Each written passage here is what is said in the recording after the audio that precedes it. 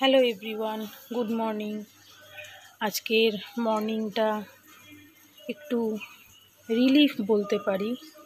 যা গরম পড়েছিল সেই জায়গা থেকে সারা রাত্রির ধরে আমাদের এখানে বৃষ্টি হচ্ছে, সব জায়গাতেই হচ্ছে। তো মর্নিংটা অনেক আগেই হয়ে গেছে। তোমাদের শুধু ওয়েদারটা দেখাচ্ছি, কি অবস্থা। চারিদিক শুধু ভেজা ওয়েদার।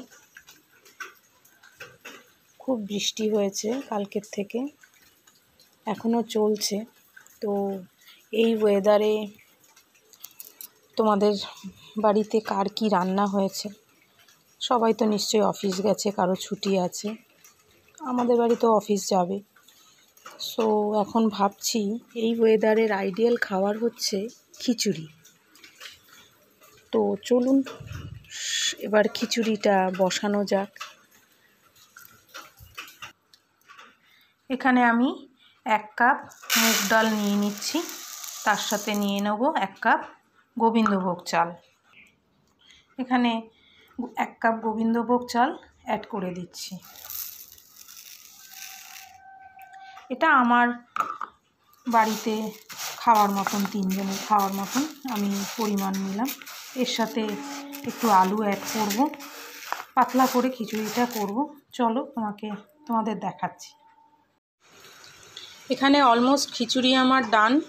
এখানে আমি ঘি, গরম মশলা আর নারকেলের যে গুঁড়োটা দেখিয়েছিলাম সেটাকে আমি অ্যাড করে দিলাম। ওটা আমি নামানোর সময় দিলাম।